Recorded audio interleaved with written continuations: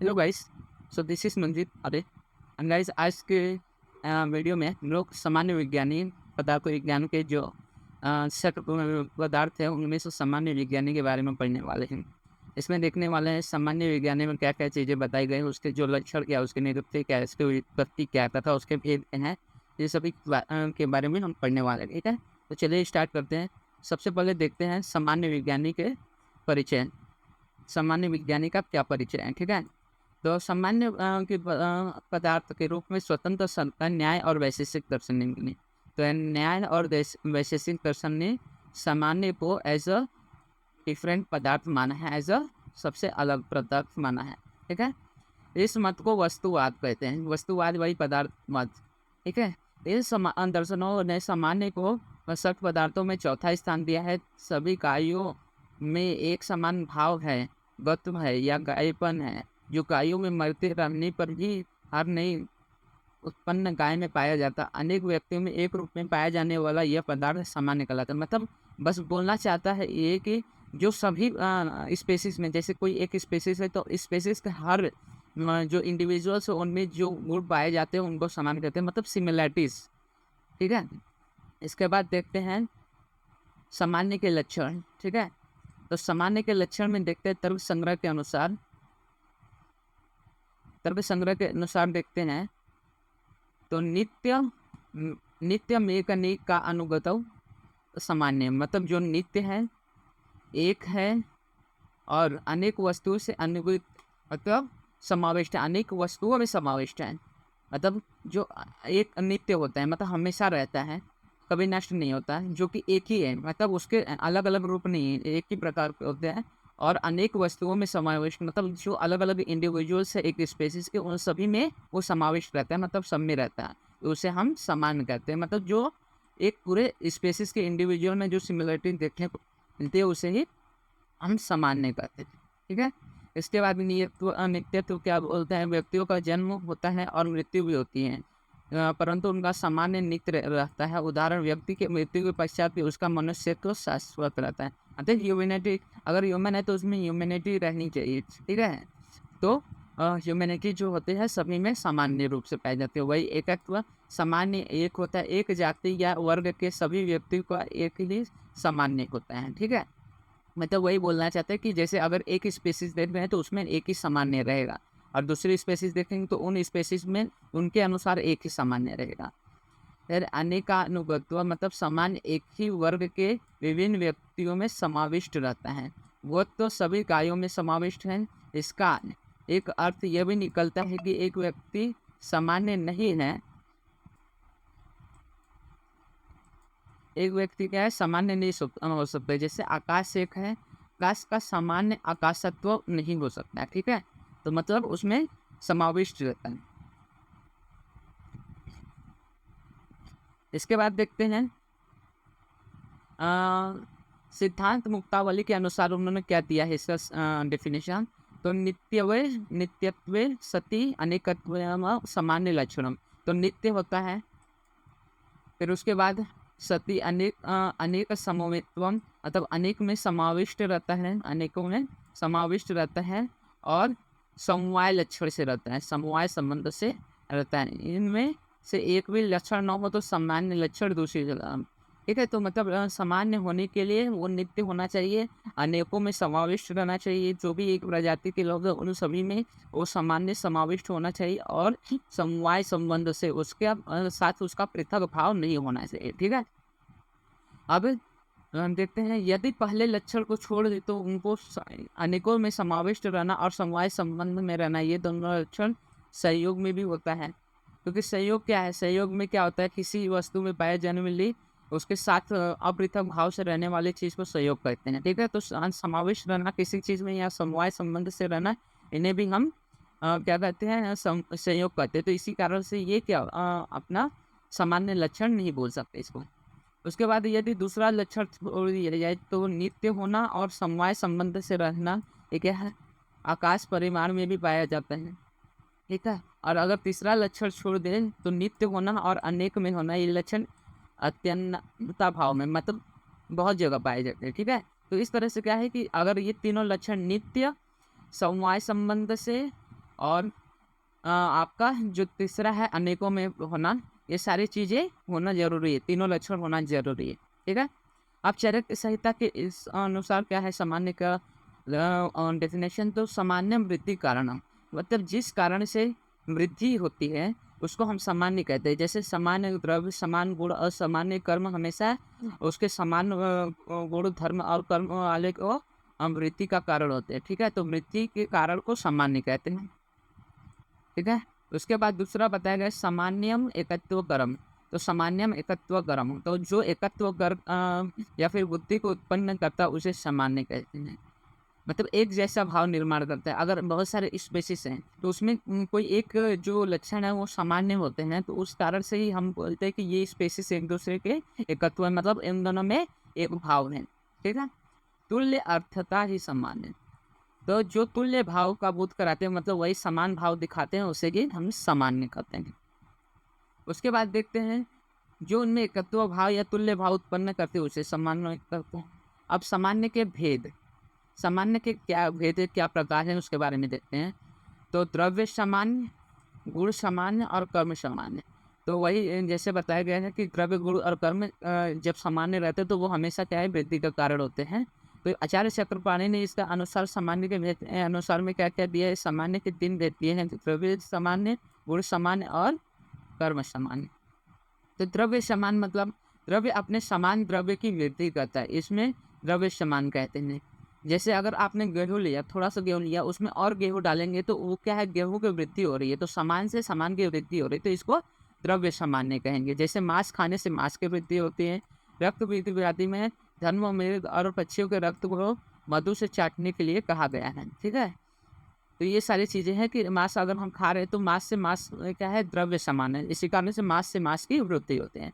अब उसके बाद देखते हैं गुण समान, अगर समान गुण वाले द्रव्य खाएंगे तो वृद्धि होगी। जैसे दूध और घृत से शुक्र की शक्ति बढ़ती है, क्योंकि दोनों में स्निग्ध और मृदु और श्लष्ण गुण है। दूध और घृत में भी वही गुण है, तो दोनों में क्या है, ये सारे सेम गुण होने के कारण वो क्या करते हैं, एक दूसरे के वृद्धि का कारण होते हैं।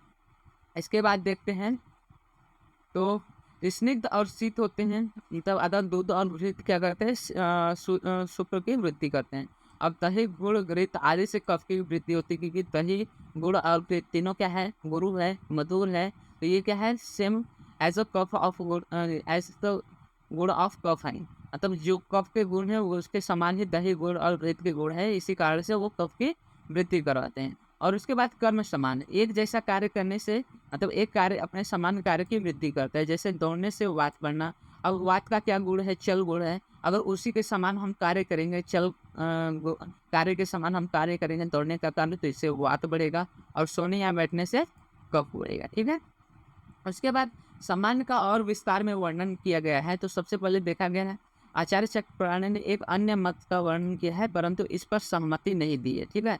इसमें 3 भेद बताया है, अत्यंत सामान्य, एक देश सामान्य और मध्य सामान्य। अब अत्यंत सामान्य मतलब सर्वदा सर्वभावान की तरह, मतलब एकदम एक दूसरे के ही तरह है, मतलब उसमें ज़्यादा आपको चेंजेस देखने को नहीं मिलेंगे, ठीक है। तो अत्यंत सामान्य को सर्वदा सर्वभावानाम के द्वारा बताया गया है, यह द्रव्य सामान्य की तरह होता है, मतलब वही द्रव्य सामान्य जो 3 भाव बताए गए, द्रव्य सामान्य, फिर उसके बाद कर्म सामान्य, गुण सामान्य, उसमें से ये द्रव्य समान की होता है, मतलब एकदम उसके जैसा ही होता है।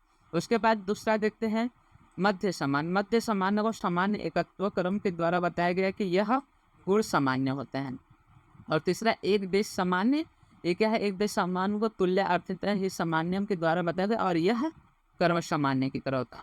तो मतलब वैसे ही सेम ही बताया गया है, बस उसका नाम चेंज कर दिया गया है कि अत्यंत सामान्य, मध्य सामान्य और एक देश सामान्य, ठीक है।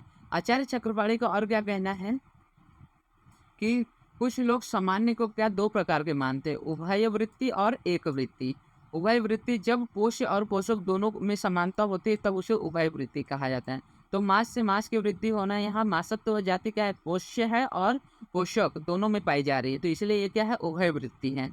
और उसी प्रकार हम अगर देखेंगे एक वृत्ति, तो जिसमें जब पोषक और पोष्य के समान न होते हुए भी प्रभाव से पोष्य का जो पोषण होता है, मतलब अगर हम घृत ले रहे हैं तो उससे क्या है, अग्नि का वर्धन हो रहा है, ठीक है। तो घृत क्या है, वो पोष्य के समान नहीं है, वो सिर्फ पोषक है। घृत आपका पोषक हो गया, लेकिन उसके जो गुण है वो अग्नि के समान नहीं है, लेकिन फिर भी क्या है, घृत से अग्नि का वर्धन मतलब उसका वृद्धि हो रही है, इसी कारण इसको एक वृत्ति समान कहा गया है। वैसे धावना आदि कर्म से वात का वर्धन मतलब दौड़ने से वात का वर्धन हो रहा है। तो उसके बाद आस्य आदि कर्म से कफ का वर्णन। तो इस प्रकार से बताया गया है कि उनमें क्या है, समानता नहीं है, पोषण और पोष्य में समानता नहीं है, लेकिन उसके बाद भी पोष्य का पोषण होता है पोषक के द्वारा। अब तर्क संग्रह के अनुसार सामान्य के भेद देखते हैं। तो तद द्विविधम पर अपर भेदात पर सत्ता अपरम द्रयत्वादि। मतलब तर्क संग्रह ने दो बताए हैं इसके, पर भेद और अपर भेद। तो जो पर होता है उसकी सत्ता होती है, और अपर का क्या होता है, द्रव्य होता है। तो पर सामान्यम और अपर सामान्य। तो पर सामान्य मतलब अधिक स्थान पर रहने वाला सामान्य पर को पर समान कहते हैं। सत्ता या जाति पदार्थत्व या जाति पर सामान्य है। द्रव्यत्व रूपत्व आदि की अपेक्षा पदार्थत्व या जाति अधिक स्थान पर रहती है, अतः यह पर सामान्य है। ठीक है, अतः यह पर सामान्य है। तो सत्ता आदि की जाति पदार्थत्व, यह जाति क्या है, पर सामान्य है। वैसे द्रवत्व रूपत्व आदि की अपेक्षा में जो पदार्थत्व जाति है उसको अधिक स्थान पर रहती है, इसलिए ये क्या है, ये भी पर सामान्य आता है। उसके बाद दूसरा देखते हैं हम, अपर समान। अपर सामान्य में अल्प स्थान पर रहने वाले मतलब कम स्थान पर रहने वाले। जो पर समान था वो अधिक स्थान पर रहता है, और जो अपर सामान्य है वो कम स्थान पर रहता है। द्रवत्व ये क्या है, अपर सामान्य है, पदार्थत्व की अपेक्षा द्रव्यत्व कम स्थान पर पाया जाता है, अतः यह अपर सामान्य। पदार्थ क्या है, एक एक्सपांडेड वर्जन है। ठीक है, जैसे पूरा सब्सटेंसेस क्या हो गया, आपका पदार्थ है, लेकिन उसमें क्या है, लिक्विड जो द्रव्यत्व है वो क्या है, एक स्पेसिफिक हो गया, तो उसी कारण ये क्या है, अपर सामान्य है, और ये कम स्थानों पर पाया जाता है। और द्रव्य गुण और कर्म के परिचय में सामान्य का महत्व, मतलब सामान्य का महत्व क्या है द्रव्य गुण और कर्म में। तो आयुर्वेदिक चिकित्सा सिद्धांत के अनुसार क्षीण धातुओं को बढ़ाना चाहिए, बढ़ी हुई धातुओं को कम करना चाहिए, और सम धातुओं को सम अवस्था में बनाए रखना चाहिए।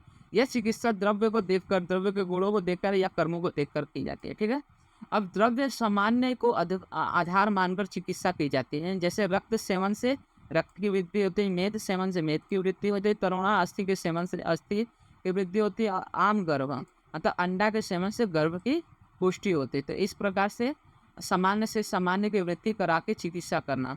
फिर गुण सामान्य को आधार मानकर चिकित्सा किस प्रकार की जाती है। तो गुण सामान्य आप मान कर मूत्र क्षय में इच्छु रसम पीते हैं, वारुणी मंड में द्रव मधुर अम्ल लवण और रस और उपलेतित द्रव्यों का, मतलब जो मूत्र के गुणों के अनुसार है, मूत्र के गुणों के सामान्य गुण वाले हैं उनका हम सेवन करते हैं, उनसे उनके द्वारा उसकी चिकित्सा की जाती है। ठीक है, अब पुरुष क्षय में हम कुलमास, मांस, कड़, फिर बकरे के मध्य शरीर का भाग, यव, शाक, धान्यात्म और आदि का प्रयोग करते हैं। तो ये सब क्या है, पुरुषवर्धक है। इस पुरुषवर्धक मतलब इनके जो गुण है वो पुरुष के समान है, तो वो क्या करते हैं, पुरुष का जो क्षय हुआ है उसका नाश करते हैं और पुरुष को बढ़ाते हैं। ठीक है, तो इस प्रकार से क्या है, गुण समान के आधार पर हम चिकित्सा की दी जाती है।